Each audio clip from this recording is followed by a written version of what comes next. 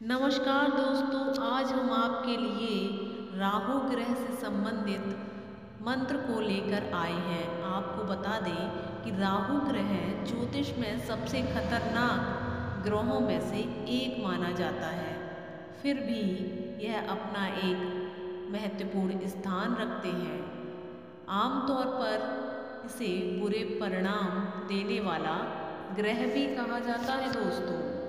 अगर किसी की कुंडली में राहु कमजोर है तो उस व्यक्ति के जीवन में बहुत से कष्ट का सामना करना पड़ता है।